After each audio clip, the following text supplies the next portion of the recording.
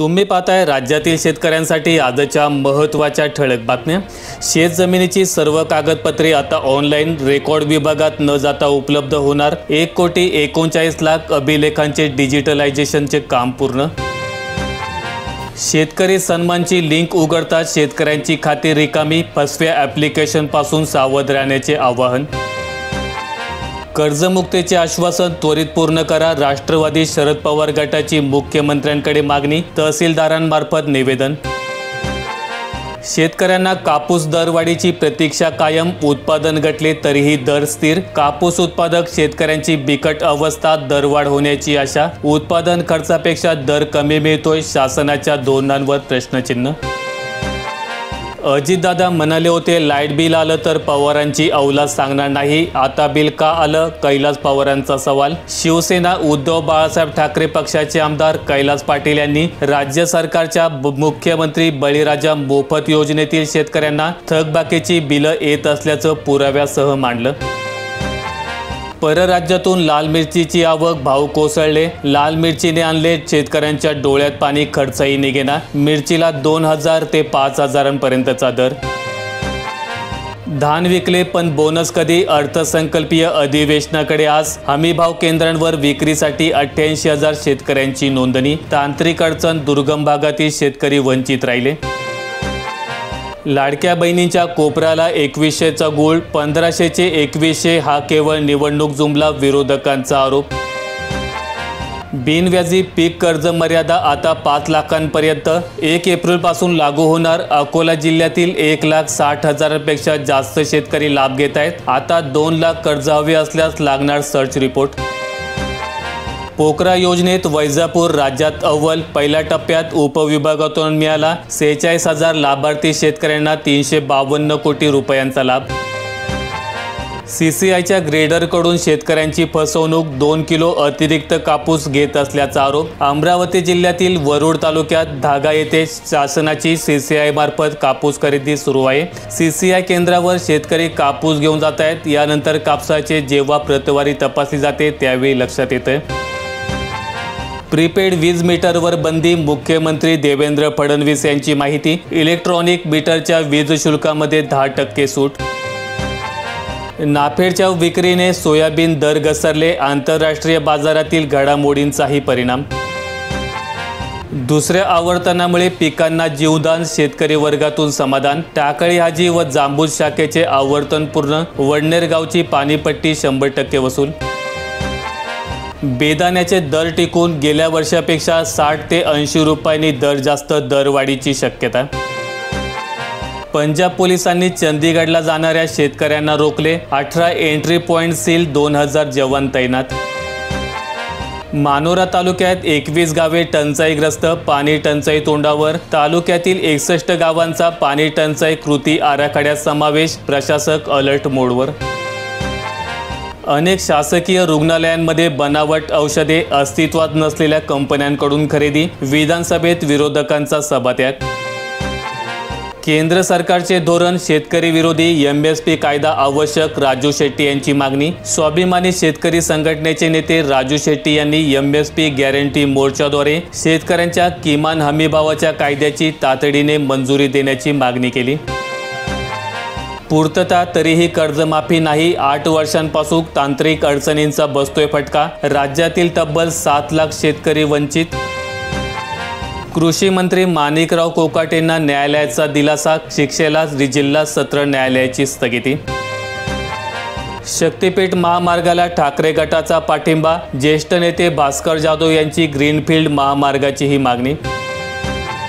सोलापूर जिल्ह्यातील सिंचनासाठी उजनीतून आजपासून पाणी सोडण्यात येणार, जलसंपदा मंत्र्यांच्या बैठकीत निर्णय, सलग 60 दिवस सुरू राहणार विसर्ग।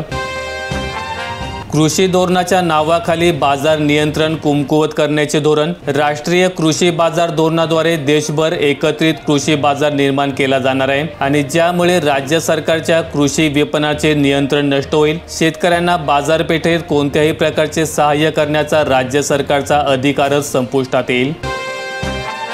उपमुख्यमंत्री शिंदे देखील अडचणीत, यवतमाळच्या 302 कोटींच्या अमृत योजनेतील गैरव्यवहार प्रकरण, शिंदेंनी मंजुरी दिली, मुख्य सचिवांचे मुंबई उच्च न्यायालयात प्रतिज्ञापत्र. वाढती क्रेज, ऐतिहासिक स्थळांवरचे प्री वेडिंग शूट आता खिशाला भारी, नव्या ट्रेंडला जोरदार प्रतिसाद, वधूवरांमध्ये वाढले आकर्षण, लग्नाच्या खर्चातही भर.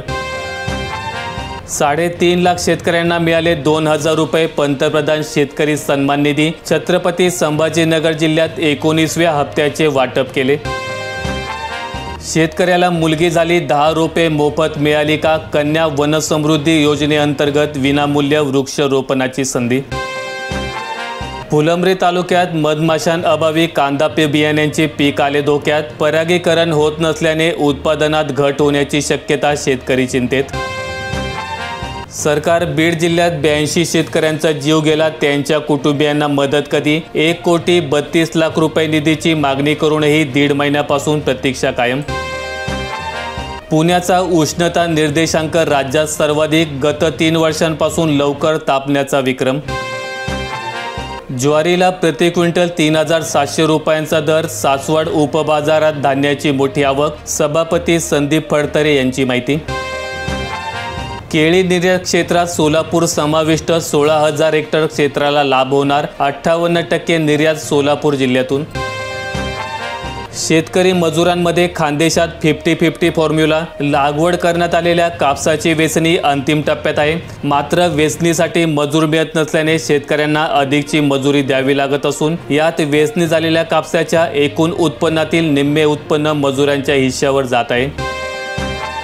शेतकरी कर्जमाफी कधी होणार, परतफेडीचे आकडे काय सांगतायत, सरकारच्या निर्णयाची शेतकऱ्यांना प्रतीक्षा, बँकांच्या अडचणी वाढल्या.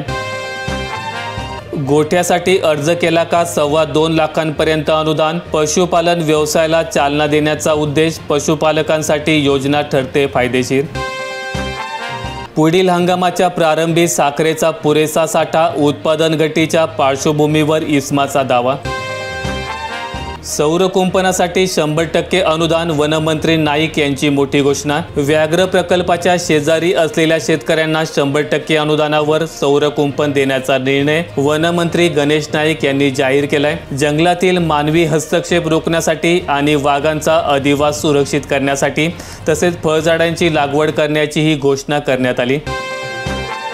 ॲग्रिस्टॅगची वाट बिकट, डिजिटल ओळख धोक्यात, कसा मिळणार योजनांचा लाभ. अमरावती जिल्ह्यात 2.80 लाख शेतकऱ्यांची योजनेत अद्याप नोंदणीच नाही.